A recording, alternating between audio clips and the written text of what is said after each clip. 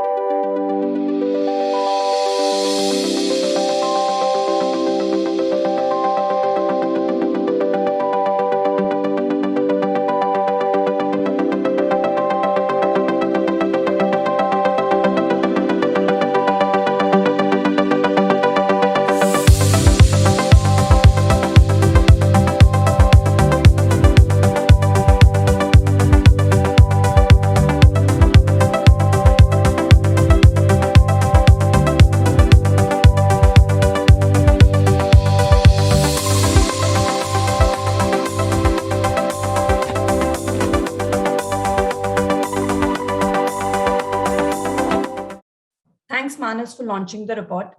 Now, before I move forward, let me quickly touch upon the coverage of the report. The report covers a broad overview of the low-code, no-code industry, how the shift is happening from traditional way of software development to low-code, no-code. It also covers the key market numbers, both from a global and the India market context. As part of the report, we did a survey for about 60 adopters and providers, and we have also culminated all the insights that have come from the survey in the report. We are also covering the key success factors from an provider perspective.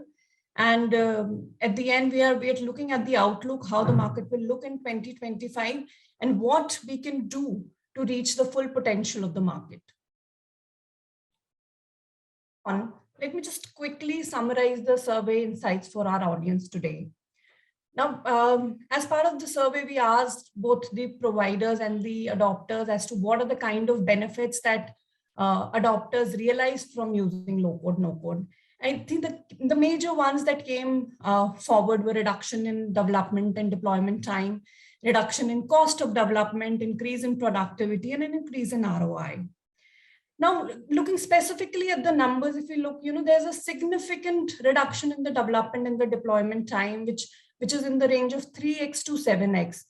Now, some of the organizations in the public agencies have even, they are even able to come up with an app in as low as 15 days with using low code, no code. So I think that's a testimony how much time it saves for the organization.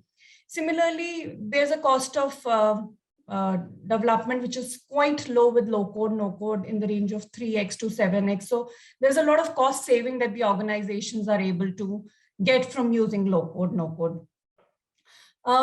Increased productivity has been seen in the range of 1.2x to 1.5x. Now, if we look at some of our organizations in the BFSI and the manufacturing sector we spoke with, they've even received better outcomes and increased productivity, which is over 1.5x. So this is a broad range that adopters have been able to increase their productivity on. And majority of the organizations highlighted, that 30 to 35% of increase in ROI is what they see when they use low code, no code versus the traditional way of app development. No, there are so many benefits, but still we see that but still we see that organizations are not very comfortable adopting low code, no code. Now, there are certain reasons for it. So there are certain inhibitions that the adopters face, and there are reasons why they don't want to go for low code, no code. And I'll just cover them, and I'll also try to, highlight what providers can do so that, they are able to address these inhibitions. So one of the key things, like any other new technology that comes, in the market, there's a reluctance to move from your legacy or the traditional way of doing things to adopting this new technology. And I think that's the same kind of reluctance that low code, no code is also facing today. So, which low code, no code is facing today. So providers, they really need to, when they go up to the adopters and the enterprises to push their product, I think it's very important to for them to make their enterprise understand the key benefits that low code, no code will offer. So I think that becomes very, very, very important. Similarly, from a SMB perspective, and I think the larger audience we have today with us, I think it's very important that, there are more customized platform options which suit to the SMB category. Currently, majority of the larger platforms that are there in the market are made keeping the larger enterprises in mind. And there are hardly any customized options available. What we have seen, I think the startup segment in India, they are actually working towards such customized options. And in our report, we have covered certain case studies which basically showcase how these, supports, the whole platforms that are developed by these startups have been used by certain SMBs, and they have actually reaped a lot of benefits. Another innovation that they face while they, look at low code, no code is the lack of training to use the platform and the fear of implementation feasibility. So another issue that people face is this is a new technology, a new platform that will be plugged into your existing system. How well my people will be able to understand this whole platform is one question that keeps hovering in the minds of enterprises. Also, will it be able easily fit into my existing systems that I already have, or will that need a lot of change? So I think both training and integration comes as a key inhibition in the minds of enterprises. And there also providers need to, give them enough support so that, they are able to get their people trained on the platform, its usage, and are able to, develop apps with a lot of ease. Also, they are, till the platform is fully implemented in the system, there is a lot of support that's needed from the provider so that things are done very smoothly internally. Okay, before we move forward on the recommendation part, I'll just quickly cover some of the Indian market numbers. So basis our estimation, the current revenues that the LCNC providers are generating in India is in the range of 400 million. And majority of these revenues are coming from global customers. Majority of the Indian LCNC providers are startups, and most of them are bootstrapped. And BFSI, retail, software as a service are the leading adopters in India. Now, from outlook perspective, what we expect is this number of 400 million is expected to touch 1 billion by 2025 in a business as usual scenario, considering all the digital first enterprises will see the adoption globally. It is maturing much faster, and since we are targeting the global customers as well, we will definitely keep growing with the global market. But what we want to highlight is that the potential that Indian LC&C providers has is much larger. So if all the stakeholders can come together and we can create more awareness, more skill development, then all of that together can actually push the market 4x from the 1 billion expected in 2025 to nearly 4 billion in an optimistic case scenario. So just to reach that number, there's a lot of effort that will have to come from across stakeholders. And I'll just quickly cover what needs to be done to reach that 4 billion number. So for industry bodies like NASSCOM, one of the key ask is we need to spread awareness on low code, no code. A lot of Indian enterprises still are not aware about low code, no code, and that's where the adoption levels are low. So I think with this report we have made a start, and with providers and with them, if we can come together and look at seminars, conferences, more awareness sessions, so that there is more awareness on low code, no code, and which will definitely push a little more adoption across enterprises.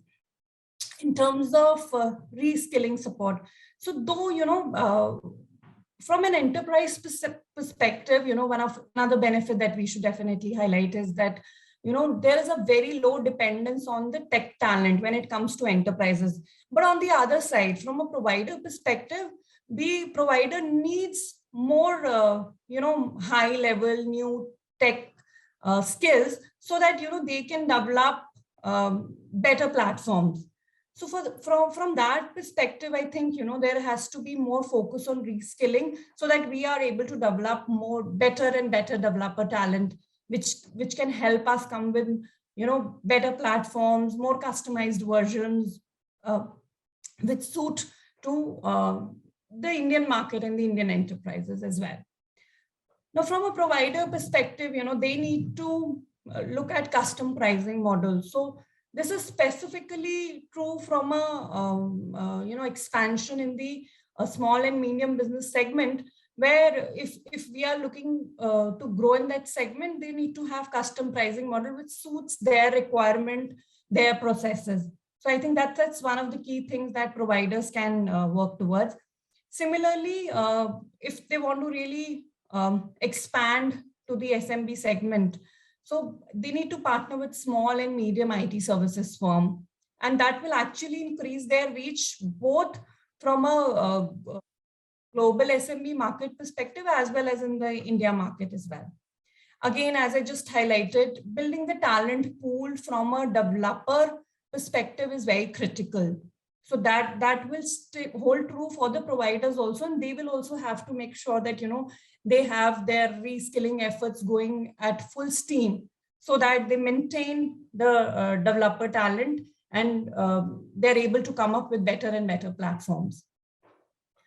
Last but not the least, I think the adopters need to have an open mind. So they need to show a little more commitment towards low code, no code and its usage, because if they are not in for using it, it's very hard. If they don't understand the benefits, they don't make an effort, put some budgets, some people for execution of low code, no code, then it will become very, very difficult for increase the adoption. So I think adopters really have to come with a very open mind, look at the POCs, see what benefits are there to offer, and I'm sure that they will realize that they are able to get a lot of increase in productivity. They're able to save time, they're able to save costs. So overall, there'll be a lot that they can do with low code, no code.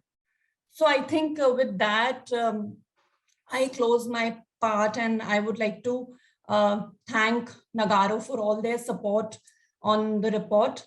And for the audience today with us, I would like to say that, for more details, they can reach out to the report, which is available on NASSCOM community, NASSCOM website, and also on Nagarro Insights.